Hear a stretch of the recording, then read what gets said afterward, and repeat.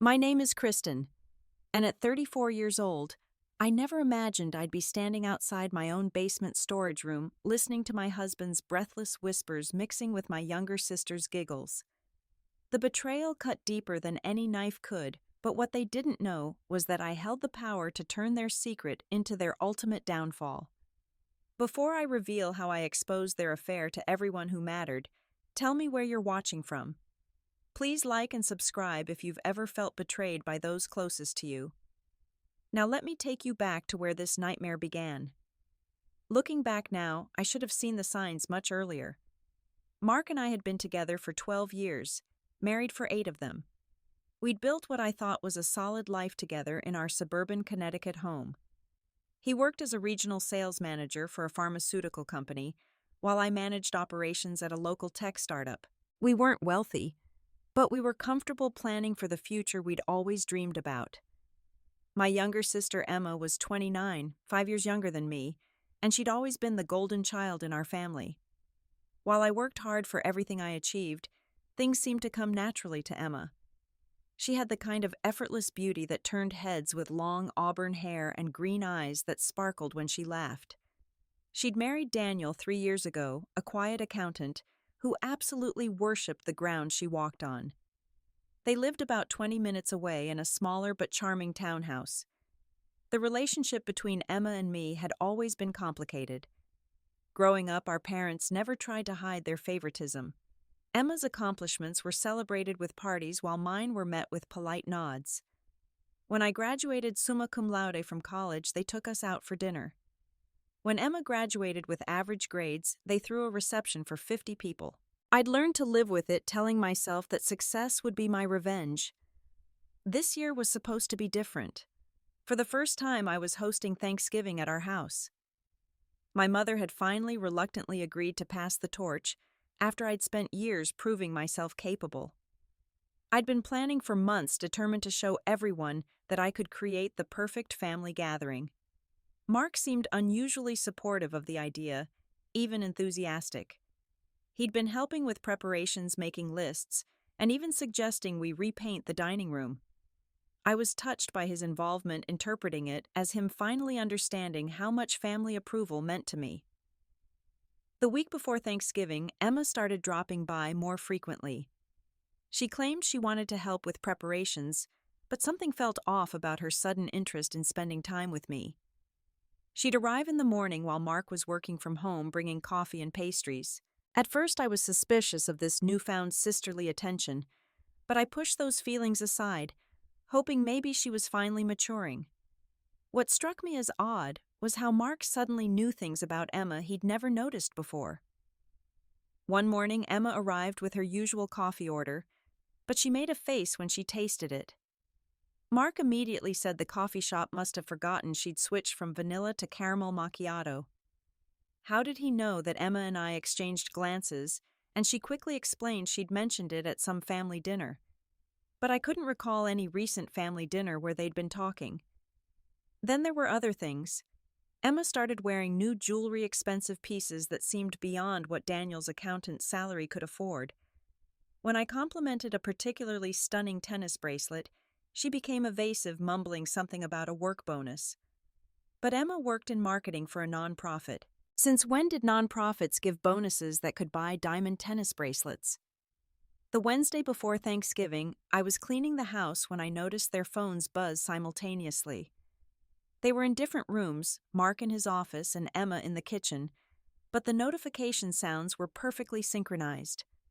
When I walked into the kitchen, Emma quickly flipped her phone face down. Mark emerged from his office moments later, claiming he needed to run to the hardware store. Emma suddenly remembered she had to pick up something from home. They left within minutes of each other. I found Emma's lipstick mark on Mark's coffee mug that afternoon. It wasn't my shade. I knew because I'd stopped wearing lipstick months ago after developing an allergy to most brands. The mug was in his office, tucked behind his monitor as if hidden. The lipstick was fresh coral pink, the exact shade Emma had been wearing that morning. Their excuses to leave rooms at the same time became more frequent. During Emma's visits, Mark would suddenly need to check something in the garage, and Emma would offer to help him find it. Or Emma would go to the bathroom, and Mark would remember he needed something from upstairs.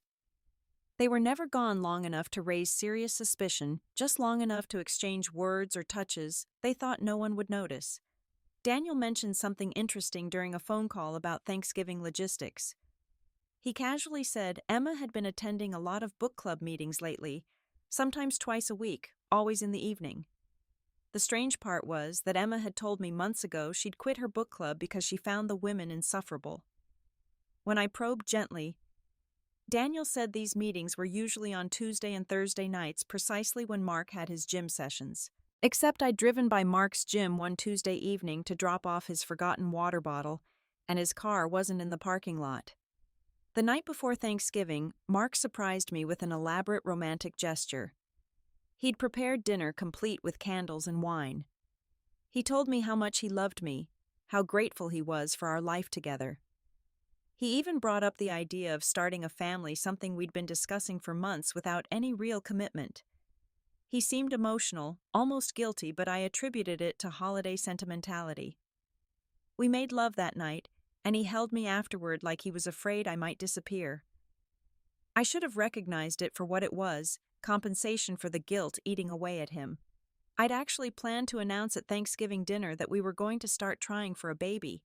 I'd bought a special ornament for the Christmas tree that said, "Baby's First Christmas 2025, to reveal after dessert. The irony of that plan haunts me now. While I was dreaming of expanding our family, Mark was already building something with my sister. Thanksgiving morning arrived crisp and cold, the Connecticut air carrying the scent of wood smoke from neighbors' chimneys. I woke at 5:30 to start preparing the turkey, my stomach fluttering with nervous excitement. This was my chance to prove myself, to show my family I could handle the responsibility of hosting. Mark was still asleep, sprawled across his side of the bed, one arm flung over where I'd been lying. By 7, the turkey was in the oven, and I was working on pie crusts when I heard Mark moving around upstairs. He came down looking disheveled, his hair sticking up at odd angles. He kissed my forehead absently and mumbled something about needing to run some errands before everyone arrived. When I asked what errands could possibly be open on Thanksgiving morning, he said he needed to get ice and some last-minute wine. We had 3 bags of ice in the freezer and enough wine to stock a small restaurant, but I didn't argue. I was too focused on perfecting the cranberry sauce. He left around 8 and didn't return until nearly 10. When he walked in empty-handed, I raised an eyebrow. He patted his pockets frantically and said he'd forgotten his wallet, then rushed back out, returning 15 minutes later with 2 bags of ice we didn't need. His shirt was different from the one he'd left in. When I pointed this out, he claimed he'd spilled coffee on himself and had to change in the car. But there was no stained shirt in his car when I looked later. My mother arrived at 10:30 earlier than expected, carrying her famous green bean casserole and a litany of subtle criticisms. The turkey was too large, she said. The table settings weren't quite right. Had I remembered to polish the silver? Then Emma walked in and my mother's entire demeanor changed. She gushed over Emma's dress, her hair, her contribution of homemade rolls that I knew for a fact came from the bakery downtown. Emma seemed nervous, her usual confident demeanor replaced with jittery energy. She kept touching her hair, adjusting her dress, checking her phone. When our eyes met, she looked away quickly, busying herself with arranging flowers she'd brought. She was wearing a new perfume, something expensive and floral, that filled the room. Mark commented on it, saying it smelled nice. Since when did Mark notice women's perfume? The most telling moment came when I was searching for my grandmother's serving platter in our bedroom closet. There, tangled in the corner near Mark's shoes, was one of Emma's earrings. It was distinctive, a small gold hoop with a pearl drop that Daniel had given her for their anniversary. I stood there holding it, my mind racing through possibilities. Maybe it had fallen off when she'd helped me organize the closet last month, but we hadn't been in the bedroom closet. And why was it on Mark's side? As family members began arriving, the house filled with voices and laughter. My cousins from Boston, my aunt and uncle from Providence, Mark's brother and his family from New York. Everyone commented on how lovely everything looked, how wonderful everything smelled. I should have been basking in the compliments, but I couldn't shake the growing unease in my stomach. My best friend Jennifer arrived around noon with her husband. She'd known me since college and could read me like a book. She pulled me aside in the kitchen and asked if everything was okay. I wanted to spill everything to tell her about the earring and the lipstick and the synchronized phones, but I couldn't. Not on Thanksgiving. Not when I was finally hosting. So I smiled and blamed it on hosting stress. Emma and Mark volunteered to get wine from the storage room in the basement at the same time, their offers overlapping in a way that seemed rehearsed. Emma said we needed red wine for dinner. Mark said he'd help carry the cases. My uncle joked that it didn't take two people to grab wine, but they were already heading downstairs, Emma laughing at something Mark whispered. I watched them disappear down the basement stairs, noting how Mark's hand briefly touched the small of Emma's back, guiding her. It was such a familiar gesture, intimate in its casualness. Daniel was oblivious, deeply engaged in a conversation with my father about football. The TV was on in the background, the parade playing to no one in particular. 5 minutes passed, then 10, then 15. My aunt mentioned that they must be choosing wine very carefully. Jennifer gave me a look that said she'd noticed too. The turkey timer went off, and I used it as an excuse to ask Daniel to check on them, saying I was worried they might be having trouble finding the right wine. I suggested maybe they needed help carrying multiple cases. Daniel good-naturedly headed toward the basement, and that's when I made my decision. I quietly told Jennifer I thought I'd heard strange noises from the basement earlier, like something had fallen. Maybe we should check? My father, always protective, grabbed the baseball bat we kept in the hall closet. Suddenly it became a family expedition, with cousins curious about what was happening. As we descended the stairs, I could hear Emma's voice, muffled but distinct. She was giggling, that particular giggle she did when she was being flirtatious. My heart was pounding so hard I was sure everyone could hear it. We reached the bottom of the stairs, and the storage room door was closed. Not unusual, except for the sounds coming from behind it. The basement of our house was partially finished, with the storage room tucked in the back corner.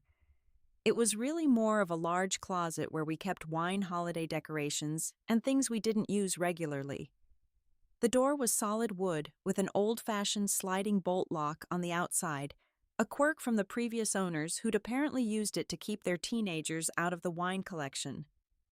I'd always thought it was ridiculous to have a lock on the outside, but now I saw it as providence. As we approached the door, Emma's voice became clearer. She was saying something about being careful about not messing up her makeup. Then Mark's voice, lower, rougher than I'd heard it in years, telling her she was beautiful. The kind of thing he used to say to me when we were young and couldn't keep our hands off each other. Daniel froze mid-step, his face shifting from confusion to something darker. I moved swiftly, silently, my hand reaching for the bolt. In one smooth motion, I slid it home, locking them inside. The click was barely audible, but it sealed their fate. Jennifer had her phone out initially to use as a flashlight, but now recording. Later she'd tell me she didn't know why she did it, just instinct. From inside, we heard Mark say something about getting back upstairs before anyone noticed. Emma laughed and said everyone was too busy eating appetizers to care. Then there was a pause, followed by the unmistakable sound of kissing.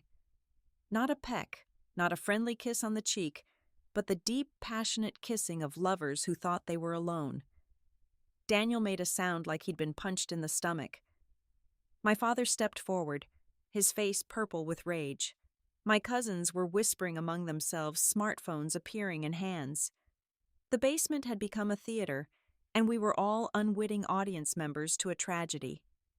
Then Emma's voice, breathless and giddy, said the words that destroyed any possibility of denial. She told Mark she loved him, that she'd never felt this way with Daniel, that their 6 months together had been the happiest of her life. 6 months. While I'd been planning this Thanksgiving, while Daniel had been working overtime to afford Emma's dream vacation, while we'd all been living our normal lives, they'd been carrying on behind our backs. Mark responded that he loved her too, that after the holidays, he'd tell me everything, that they could finally be together without sneaking around. He mentioned the hotel they'd been meeting at, the one downtown that charged by the hour. He laughed about how the desk clerk probably thought they were regulars by now. The doorknob rattled. Mark's voice, suddenly alarmed, said the door was stuck. Emma tried it, and panic crept into her voice as she realized it wasn't stuck but locked. Someone had locked them in. They started pounding on the door, calling out, their voices shifting from confusion to desperation. Daniel spoke first, his voice deadly calm. He asked them to repeat what they'd just said about 6 months. About the hotel. About being in love. The pounding stopped. The silence was deafening. Then Emma's voice, small and frightened, asking Daniel what he was doing there. Mark tried to salvage something, claiming they'd just been talking that we'd misunderstood. But Jennifer held up her phone, showing she'd captured everything. My mother pushed forward, demanding to know what was happening. When my father explained what we'd heard, she shook her head in denial. Not her precious Emma. There had to be a mistake. But then Emma started crying, begging to be let out, saying she could explain. But what explanation could there be? We'd all heard them. 20 family members standing in a basement listening to my sister and my husband confess their love through a locked door. The family explosion was immediate and visceral. Mark's brother called him disgusting, a traitor to family values. My aunt was crying, saying she'd never have believed it if she hadn't heard it herself. My teenage cousins were already posting on social media the scandal too juicy to keep contained. Daniel hadn't moved, hadn't spoken again, just stood there staring at the door like he could burn through it with his eyes. I played my part perfectly, the shocked wife, trembling and tearful, being comforted by relatives. Inside, I felt a cold satisfaction watching their perfect little secret crumble. They'd thought they were so clever, so careful. But they'd forgotten that in their arrogance they'd become sloppy. And I'd been watching, waiting for the right moment to expose them. After 20 minutes of letting them marinate in their shame and panic, my father unbolted the door. They emerged like criminals caught in a spotlight. Emma's carefully styled hair was messed up, her lipstick smeared across her face and clearly visible on Mark's collar. His shirt was untucked, belt loosened. They couldn't even look at us, these two people who'd been so confident in their deception just minutes before. Daniel left immediately, walking out without a word. Emma tried to follow him, calling his name, her high heels clicking desperately on the concrete floor. But he was already gone, his car peeling out of the driveway. Mark stood there, surrounded by family members who looked at him with disgust and disappointment. He tried to approach me, but Jennifer and my cousins formed a protective barrier. The walk upstairs was a funeral procession. The Thanksgiving dinner I'd worked so hard to prepare sat cooling on the table, forgotten. Family members gathered their things, making excuses to leave. My mother, for the first time in my life, looked at Emma with disappointment instead of adoration. She aged 10 years in that moment, realizing her golden child was made of fool's gold. The house emptied within an hour. Relatives who'd driven hours to be there made polite excuses and headed home. The carefully prepared meal remained untouched, a feast for ghosts. Only Jennifer stayed, her husband taking their kids home, while she remained to support me. We sat in my living room, surrounded by the debris of what was supposed to be my perfect Thanksgiving, and she held me while I finally let myself cry. Mark tried to explain, his words tumbling over each other in a pathetic cascade of excuses. It just happened, he said. They'd been working out at the same gym, had started talking, one thing led to another. But then the truth came out in pieces. They hadn't met at the gym. Emma had reached out to him months ago, asking for advice about problems with Daniel. They'd met for coffee, then lunch, then drinks. The progression was so calculated, so deliberate, that the spontaneous excuse crumbled. The real blow came when he admitted they'd been meeting in our house when I was at work. In our bed. The bed where we'd made love just last night. The bed where we'd talked about having children. He'd washed the sheets each time, thinking he was being careful. But now I remembered days when I'd come home to the unexpected scent of fresh laundry. I'd thought he was being helpful. He'd used money from our joint savings account to buy Emma gifts. The tennis bracelet I'd admired, he'd bought it. The new perfume, a birthday present from him, not Daniel. He'd even used the money we'd been saving for a vacation, my grandmother's ring fund, to pay for their hotel rooms. $5,000 meant for our future had funded their affair. I told him to pack his things and leave. He protested, saying it was his house too, but I reminded him that the house was in my name, inherited from my grandfather, with the stipulation that it remain in the family bloodline. He'd been living in my house, eating my food, sleeping in my bed, while betraying me with my own sister. The legal technicalities could be sorted out later, but he needed to leave immediately. While he packed, my phone exploded with messages from Emma. At first they were apologetic. She was sorry, so sorry. She never meant for it to happen. She loved me. I was her sister. Could we please talk? But as I didn't respond, the tone shifted. I was cold, she wrote. I'd never understood passion because I was too rigid, too focused on work. Mark needed someone who could make him feel alive, and I'd failed as a wife. The messages became cruel. She revealed resentments dating back decades. How I'd always been the responsible one, the boring one, the one who followed rules while she lived life. How our parents had only favored her because they felt sorry for her, knowing she'd never achieve what I had professionally. How Mark had told her things about our marriage, intimate things, failures in the bedroom that were too painful to read. She claimed I'd trapped Mark with my grandfather's house and my family money, that he'd only stayed because leaving would have meant starting over with nothing, that their love was real while our marriage had been a business arrangement. The venom in her words revealed a hatred I'd never suspected, a jealousy that had festered beneath her golden child exterior. Daniel filed for divorce the next morning. He'd gone straight to his brother, a divorce attorney, and started proceedings immediately. Emma would lose half of everything, including the townhouse she loved so much. Her car, a gift from Daniel, was in his name. Her credit cards were canceled. In 12 hours, she went from comfortable suburban wife to desperate woman, begging for a place to stay. The social media explosion was swift and merciless. Jennifer's video, which she'd initially taken for evidence, somehow found its way online. She swore she hadn't posted it, that someone must have taken it from her phone, but the damage was done. Within days, everyone in our Connecticut suburb knew the story. Mark and Emma became social pariahs, the subject of gossip at coffee shops and grocery stores. Mark's company had a morality clause in his contract. When HR received multiple copies of the video from concerned citizens, they launched an investigation. Using company resources like his expense account and company car to conduct an affair was grounds for termination. He was fired within a week, his reputation in the pharmaceutical industry destroyed. Emma's nonprofit, which prided itself on family values and integrity, couldn't afford the scandal. Major donors were calling, threatening to withdraw support if she remained on staff.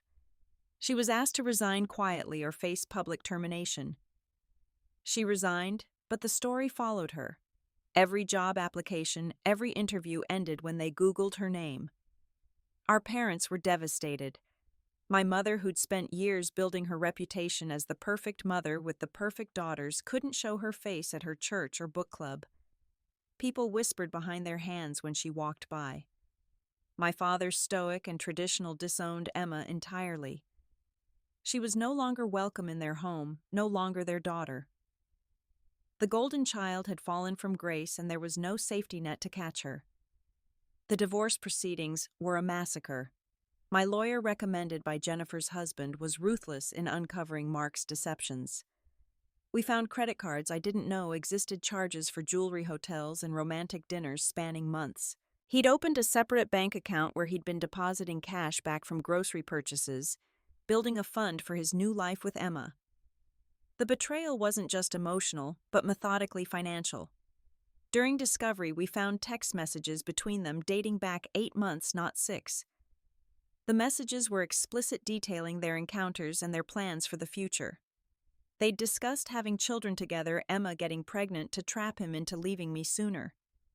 They'd looked at apartments together, planned a life that erased both Daniel and me from existence. Mark had even researched jobs in California, planning to relocate once they were together officially. The most painful discovery was a message where Mark described the night he proposed to me. He told Emma it had been a mistake, that even then he'd known I wasn't the one.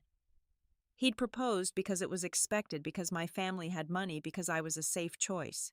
Emma had responded that she understood that she'd married Daniel for similar reasons. They saw themselves as star-crossed lovers forced into marriages of convenience. In court, Mark tried to claim alimony, arguing that my family money had supported us. But my lawyer presented evidence that I'd kept my inheritance separate, that I'd paid for household expenses while he'd spent his salary on himself and his affair. The judge was unsympathetic.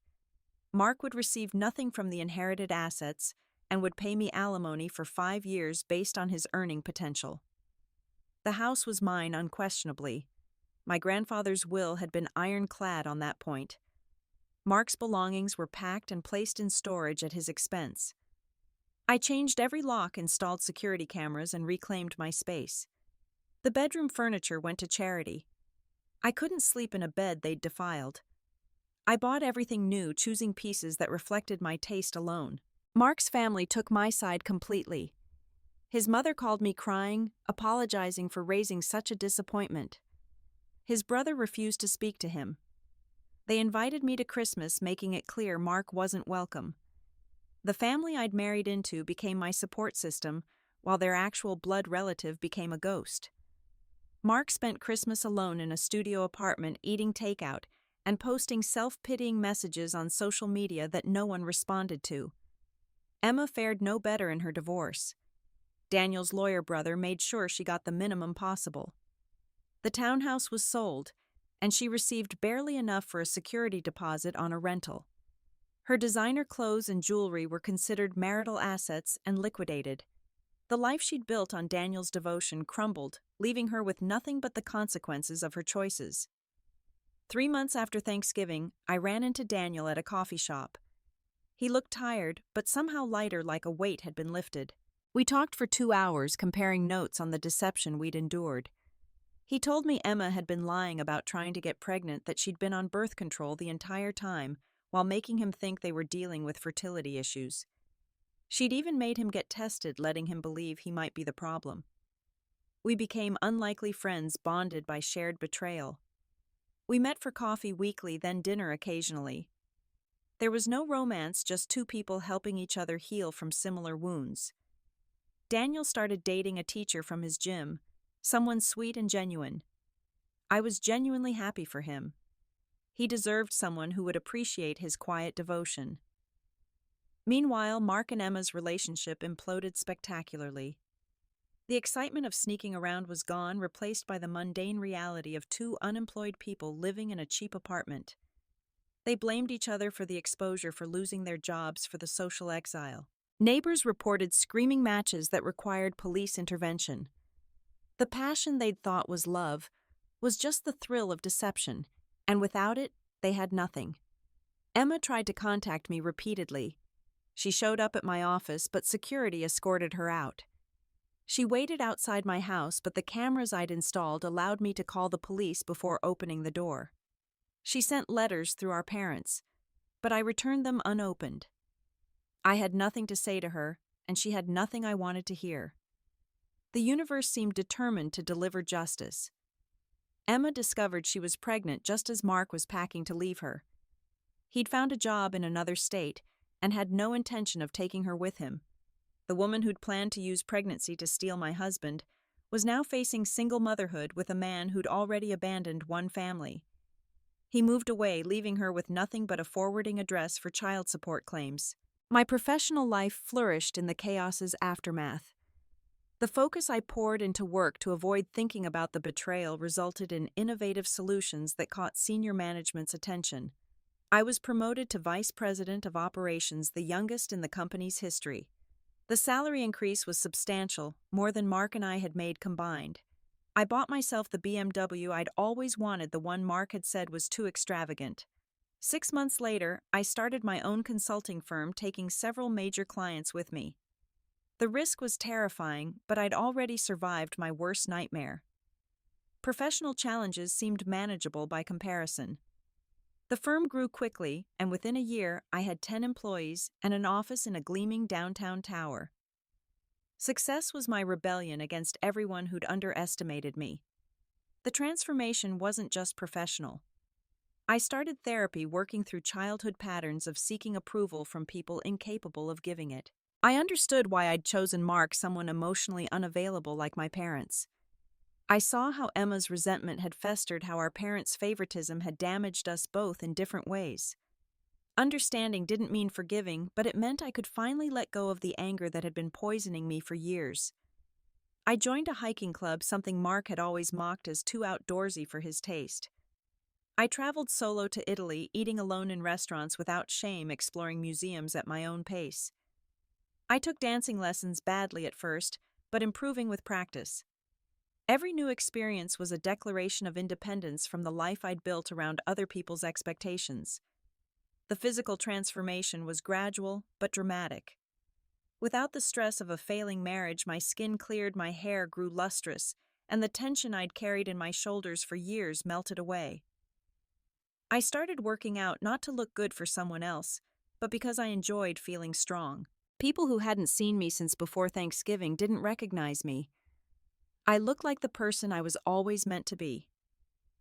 A year after that devastating Thanksgiving, I hosted the holiday again. This time the guest list was carefully curated.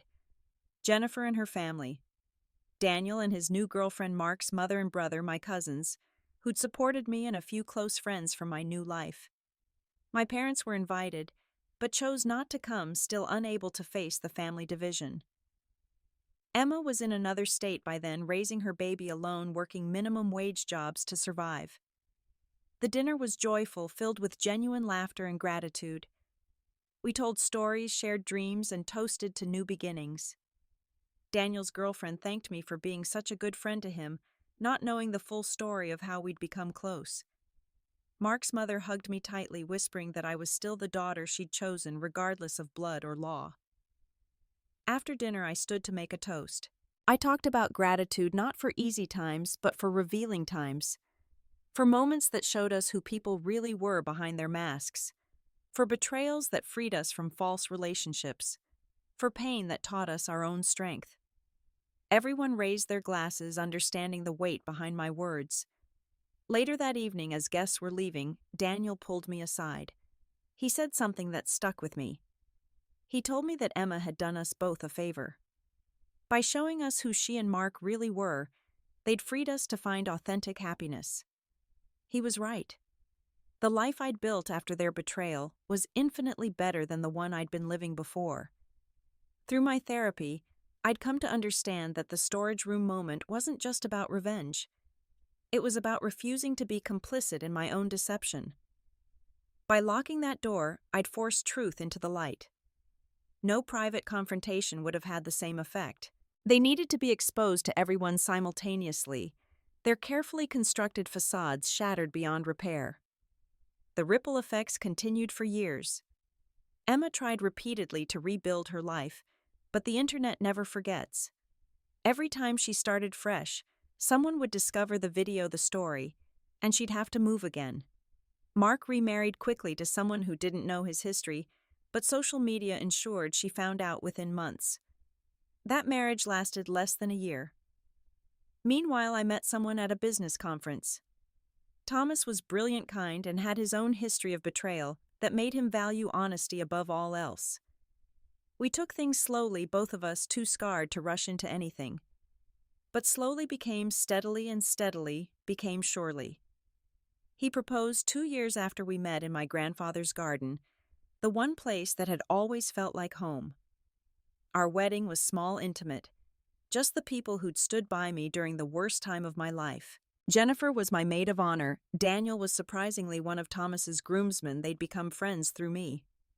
My parents attended, though Emma's absence was a ghost at the feast. We didn't mention her, but everyone felt the weight of her choices in the joy of my new beginning. I sometimes wonder if I should feel guilty about that Thanksgiving, about the public humiliation I orchestrated. But then I remember the messages where they laughed about deceiving me, the months of lies, the calculated cruelty of their betrayal. I didn't create their scandal. I simply refused to let them hide it.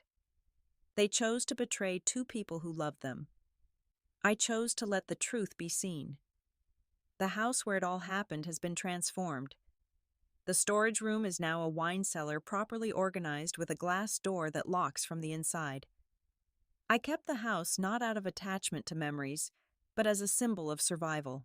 Every room has been renovated, filled with new memories that overlay the old ones like fresh paint over water stains. 5 years have passed since that Thanksgiving, and I barely recognize the woman who stood in that basement hand on the bolt, making a split-second decision that changed everything. I'm 39 now, running a successful company with 50 employees, married to a man who sees me rather than what I represent, and pregnant with our first child. The life I'd planned with Mark seems like a story about someone else, a cautionary tale about settling for less than you deserve. The healing journey wasn't linear. There were nights I woke up crying, days when the betrayal felt fresh as a new wound. Therapy helped, but time was the real healer. Each day that passed without Mark's dismissive comments or Emma's competitive jabs, I grew stronger. I learned to trust my instincts, to value my own judgment, to stop seeking approval from people incapable of giving it genuinely. My relationship with my parents evolved slowly. They never fully recovered from Emma's fall from grace, aging visibly under the weight of their golden child's tarnishment.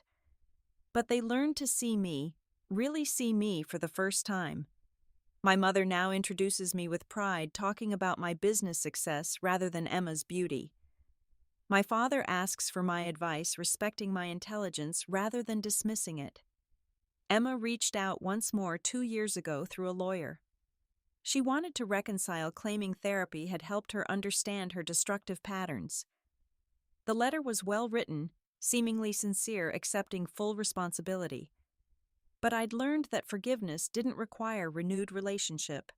I forgave her for my own peace, but I had no interest in inviting her back into my life. Some bridges once burned should stay ash. I heard through mutual acquaintances that she'd moved to Oregon, working as a receptionist at a dental office. Her child, a daughter, was being raised mostly by daycare and babysitters, while Emma worked multiple jobs. Mark sent sporadic child support from Texas, where he'd remarried again, this time to someone very young who didn't know how to Google. I felt sorry for the child innocent in all this, but I couldn't save everyone from the consequences of their parents' choices. Daniel and his wife had twins last year. They sent me a birth announcement with a note thanking me for showing him what real partnership looked like by contrasting it with what we'd both endured. He was happy, genuinely happy in a way he'd never been with Emma. Sometimes the worst things that happen to us clear the path for the best things. My company landed a major international contract last month, the kind that transforms a successful small business into an industry player. As I signed the papers in my corner office overlooking the city skyline, I thought about the woman who'd spent hours perfecting cranberry sauce for people who didn't appreciate her. She'd needed that Thanksgiving disaster to finally stop seeking validation from those incapable of providing it. Thomas and I are building our nursery in what used to be Mark's home office. Sometimes I stand in that room feeling our baby kick and marvel at how thoroughly life can transform. The room that once held the evidence of betrayal now holds the promise of new life. It's poetic justice of the highest order, though poetry was never Mark's strong suit. The storage room incident became family legend, told and retold at gatherings with dramatic embellishments. I've heard versions where I planned it for months, where I hired a private investigator, where I had cameras installed. The truth was simpler. I saw an opportunity for truth and took it. The lock was already there. Their carelessness provided the evidence. All I did was refuse to let them slip away into the shadows with their secret intact. What I learned from that Thanksgiving changed me fundamentally. When someone shows you who they really are, believe them the first time. When your instincts scream that something's wrong, listen. When you have the chance to expose deception, take it. Not for revenge, but for freedom. Secrets have power only in darkness. Once exposed to light, they become just another tawdry story of human weakness. The profound lesson I carry forward is this: betrayal is not about you. It's about the betrayer's character, their choices, their inadequacies. Mark didn't cheat because I wasn't enough. Emma didn't betray me because I deserved it. They revealed their true selves, and in doing so, freed me to find mine. The storage room door I locked that day actually opened 1,000 other doors I didn't even know existed. Looking back now with the wisdom of distance and therapy, I understand that the real triumph wasn't in exposing them.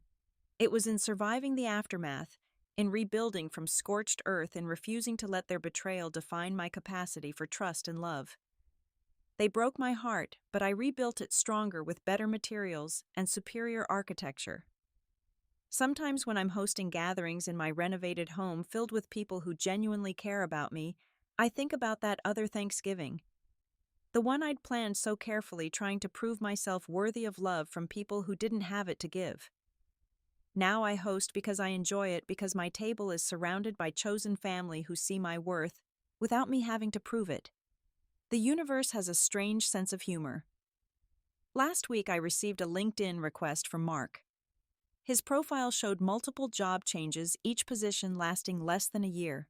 The cocky sales manager who'd thought he was too good for me was now struggling to maintain employment. I didn't accept the request, but I didn't block him either. He could see my success from a distance, understanding what he'd lost, but never truly valued. When someone shows you who they really are behind closed doors, sometimes the best thing you can do is lock that door and walk away toward your own freedom. That split-second decision in my basement wasn't about trapping them. It was about releasing myself from the prison of their deception. The click of that lock wasn't an ending. It was the most beautiful beginning I could have never imagined. To those of you watching who've experienced similar betrayals, know this. Your healing isn't dependent on their remorse. Your success isn't revenge. It's the natural consequence of finally putting your energy toward people and goals worthy of you. The best response to betrayal isn't bitterness, but blooming into the person you were always meant to be before their shadow blocked your sun. So if you found yourself nodding along to my story, if you've ever discovered that the people you trusted most were the ones deceiving you most thoroughly, I want to hear from you. What was your moment of revelation? How did you reclaim your power? Leave a comment below sharing your own story of betrayal and triumph. And if this story resonated with you, please hit that like button and subscribe to hear more stories of people who turned their worst moments into their greatest transformations. Share this with someone who needs to hear that there's life, beautiful life after betrayal. Thank you for listening to my story. And remember, sometimes the most painful endings are just new beginnings in disguise. May you all find the strength to lock the doors that need locking and open the ones that lead to your authentic happiness.